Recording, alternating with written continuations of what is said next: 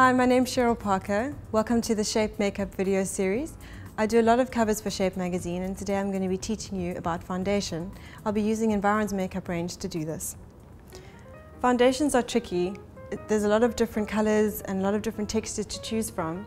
First, you have to decide what type of skin do you have. If you have a dry skin, you're going to need a moisturizing foundation. If you have an oily skin, you're going to perhaps need a foundation which has a powder formula in it. And if you have a combination skin, you need to decide whether you want full coverage or light coverage. A good way to choose the right color for your skin is to do a color test on the side of your face. So take 3 colors of the foundation and apply them in stripes on the side of your face, and whichever foundation color disappears, that's the right color for you. So I'm going to quickly test it on Gazella's face, and we're going to see which one suits her. I've got a light and a medium and a dark color here. So first I'm going to apply the light color.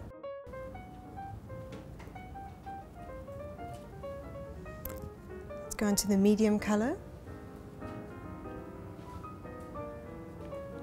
And let's try the dark color. Take your finger and gently blend it into the skin.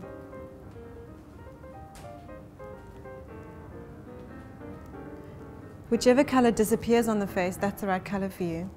And you can definitely see that the first one that I put on is the right color for Gazella's skin. Let's just wipe it off. So now that we know which color suits Gazella's skin, let's talk about application of foundation. I'm going to be using a foundation brush to blend the foundation into Gazella's skin. I'm going to start on the jawline and work my way up in even strokes.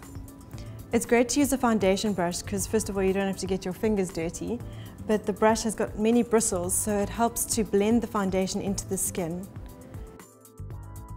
Gazella has a combination skin, so she has a slightly oily T-panel. So after I put the foundation on, I'm going to set her foundation with a light powder. This is important because it'll help the foundation to last throughout the day. And especially if she does tend to get shiny on her forehead or her nose or her chin, it'll help to combat that.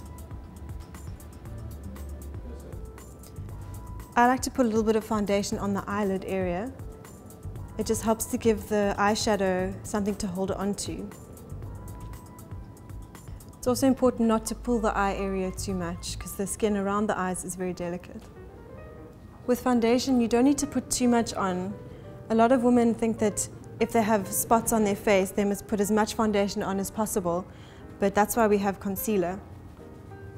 So try and put the least amount of foundation on your face just to let your natural skin show through. This will be the best way to create a natural makeup look. A good foundation application tip is to apply the foundation only in the areas that you actually need it, like your cheeks or your nose or your forehead.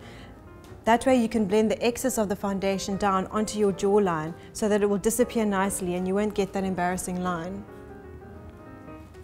A question that I often get is whether women should change their foundation when it comes to winter or summer. And I think definitely, because in winter we tend to lose our tan a little bit, and in summer obviously we spend a lot of time in the sun. It's always good to change your foundation, just also to not keep your foundation for lots and lots of months. But it's really nice to have a bronzer in summer, and you can carry that with you into winter so that when you do start to lose your tan, you can buff yourself up with your bronzer. A lot of women complain about wearing sunscreen underneath their foundation, that their sunscreen is too oily. It's very nice to have a sunscreen which actually has a little bit of tinted foundation in it, so you get the best of both worlds. But if you do find that your foundation tends to get too greasy underneath your sunscreen, it's nice to use a powder just over the sunscreen. Perhaps get a powder that has a bit of color in it so that when it blends with the sunscreen it creates a beautiful finish. Once you have the perfect foundation color, it's nice to set the foundation with a powder. The powder color that I'm going to be using from Environ is 769.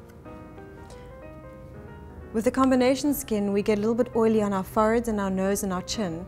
You don't necessarily have to put your powder all over your face, just in the areas that you need it.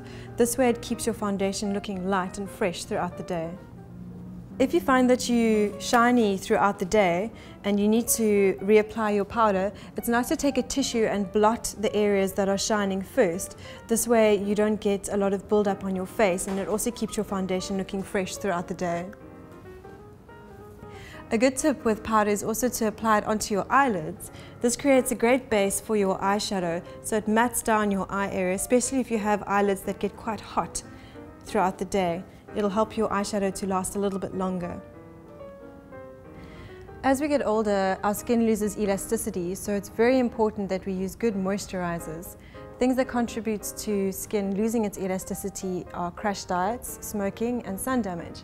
If you find that you do have fine lines appearing perhaps around your eyes or around your mouth, it's a good idea to get a rich moisturizer for the evening so that when you're sleeping, your skin can reproduce the moisture that it needs. So if you do find that your skin is losing its elasticity, it's important to change your foundation as you get older, perhaps to a cream foundation or a foundation that has a lot of water in it to replace the moisture that you are losing from your skin.